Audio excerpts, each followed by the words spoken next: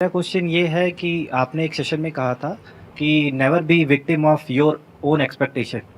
But what if अगर आप दूसरों के एक्सपेक्टेशन के विक्टिम बन रहे हो। जस्ट मैं अगर एक एग्जांपल कहूँ इस चीज़ को, तो आप अपनी लाइफ में कुछ ऐसा डिसीजन लेते हो जिसमें आप पहले अच्छा कर रहे थे, बट अभी आप उससे अच्छा नहीं कर रहे हो।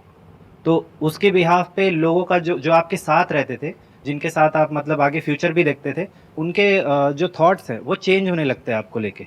तो अपने आप के लिए तो हम कर लेंगे, बट सामने वाले के लिए क्या करें? आई अंडरस्टैंड कि आप बहुत सारी बातें शेयर नहीं करना चाहेंगे कैमरे में, but I am just assuming, मैं अज्यूम कर रहा हूं, मैं सही भी हो सकता हूं, गलत भी हो सकता हूं, कि आप कहीं पे जॉब कर रहे थे, फिर आपने जॉब छोड़ दी, अब अपने बेस पे या तो कुछ करने के बारे में सोच रहे हैं या अपनी इंडस्ट्री आपने चेंज कर ली और कोई और जॉब कर रहे हैं। Yes sir, correct. अब इसमें क्या दिक्कत होती है कि पहले वहां पे एक पर्टिकुलर अमाउंट आ रहा था आपके पास में, अब वो अमाउंट तो आ नहीं रहा है। अब हो सकता है वो अमाउंट बिल्कुल ही कम हो गया है या बिल्कुल ही ऑलमोस्ट जीरो हो गया है। Yes sir. And I hope कि आपके पास में इतनी भी सेविंग्स नहीं है कि आप अपने जो पुराना लाइफस्टाइल था उसको सस्टेन कर सकें। तो कहीं ना कहीं आपको अपने खर्चे को कम करना पड़ रहा है यस और सर। उसके लिए आपको अपने घर में बात करनी पड़ रही है कि देखो आपके सपोर्ट की जरूरत है, क्योंकि अगले 3-4 महीने तक या 6 महीने तक या 1 साल तक मैं अपना कुछ करने के बारे में सोच रहा हूं और हो सकता है रिजल्ट आने में थोड़ा टाइम लगेगा, तो 1 साल तक थोड़ा सा एडजस्ट कर लो। Yes sir. लेकिन वो सामने वाले लोग एडजस्ट करने को तैयार नहीं है। वो लोग कोई भी हो सकते हैं, पेरेंट्स हो सकते हैं, वाइफ हो सकती है, बच्चे हो सकते हैं, वॉट एवर इट इज। तो एक आंसर तो ये हो सकता है आपके इस क्वेश्चन का कि इससे फर्क नहीं पड़ता है कि दुनिया आपके बारे में क्या सोचती है, आपको अपने लक्ष्य पर फोकस करना है, आपको अपने गोल पर फोकस करना है और भाड़ में जाए दुनिया।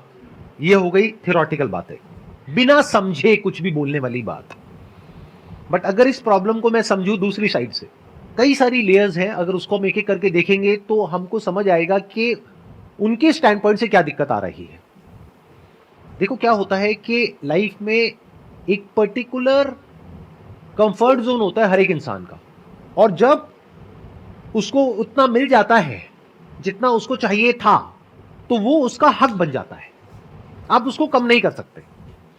फॉर एग्जाम्पल, आप में से कितने लोग जॉब करते हैं? मेरे को एक बात बताना, मैं ठीक कह रहा हूं या गलत कह रहा हूं, कि अगर एक बार को आपकी सैलरी ना भी बढ़े साल के एंड में तो इतना फर्क नहीं पड़ता, लेकिन अगर आपकी सैलरी 5% भी कम कर दी जाए तो फर्क पड़ता है? नहीं पड़ता है, बहुत पड़ता है। ऐसा क्यों हो रहा है? क्योंकि जो हमको मिल जाता है वो हमारा राइट हो जाता है। फिर हमको ऐसा लगता है कि हमको जो मिल गया है वो हमसे कोई छीन रहा है। जैसे किसी को आप सोसाइटी में एक प्रिविलेज दे दो, फिर उनसे वापस लो, देखो क्या होगा, अगले दिन प्रोटेस्ट शुरू हो जाएगा। मैं अपनी बात करूं, मेरी फैमिली में मेरी वाइफ है, बच्चे हैं, पेरेंट्स हैं, उन सबका अपना एक लाइफस्टाइल है, उन सबका अपना एक वे ऑफ लिविंग है। अगर मैं उसको बिना छेड़े कुछ भी करता हूं तो उन्हें कोई फर्क नहीं पड़ता है, बट अगर मैं उसको छेड़ देता हूं फिर कुछ करता हूं तो फर्क पड़ता है और पड़ेगा। अब आप ये नहीं कह सकते कि फर्क ना पड़े, क्लैशेस होंगे, क्योंकि आपका डिसीजन सिर्फ आपका डिसीजन नहीं है, उसका असर उनकी लाइफ पे भी आने वाला है। सो अब होता क्या है कि जब हम अपने बेस पे कोई डिसीजन लेते हैं तो हम क्या एक्सपेक्ट करते हैं कि सामने वाला जो इंसान है, वो आपकी वाइफ हो सकती है, आपके बच्चे हो सकते हैं, आपके पेरेंट्स हो सकते हैं, वो सब हमको समझे और हमको सपोर्ट करें। बट ये एक्सपेक्टेशन क्यों है हमारे अंदर? वो क्यों करें आपको सपोर्ट? आपका वो डिसीजन गलत भी तो हो सकता है, और ये भी तो हो सकता है आपके उस डिसीजन की वजह से सिर्फ आपकी लाइफ खराब नहीं होगी, आपकी वाइफ की भी होगी, आपके बच्चों की भी होगी। तो वो प्रोटेस्ट क्यों ना करें? अगर आप उनको कह रहे हो कि आप थोड़ा सा कॉपरेट कर लो अगले 1 साल के लिए, तो वो क्यों करें कॉपरेट? ये सुनने में थोड़ा सा अलग है बाहर की दुनिया से, तो आराम से सुनना, ठंडे दिमाग से सुनना, नहीं तो समझ नहीं पाओगे जल्दीबाजी में।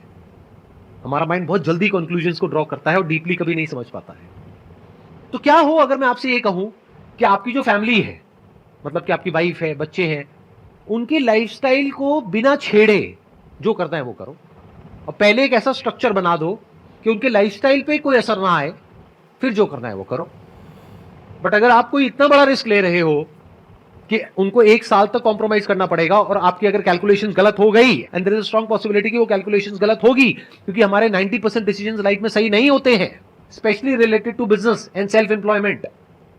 देयर इज अ 90% पॉसिबिलिटी आप फेल होने वाले हो। तो आपकी कैलकुलेशन ये कह रही है 1 साल बाद सब कुछ ठीक हो जाएगा, ये भी हो सकता है कि 1 साल बाद सब कुछ और बुरा हो जाए उससे जो अभी है। अब क्या करोगे? और वो क्या करेंगे? तो अगर वो प्रोटेस्ट कर रहे हैं तो हो सकता है आपके भले के लिए है, लेकिन आप समझ ही नहीं रहे हो। यानी कि अगर आपके पेरेंट्स आपको कह रहे हैं कि ये काम मत करो, इसमें बहुत रिस्क है, और आप कह रहे हो नहीं तुम मुझे समझते नहीं हो, जनरेशन गैप है। मैं कह रहा हूं कि ये काम बहुत बढ़िया है।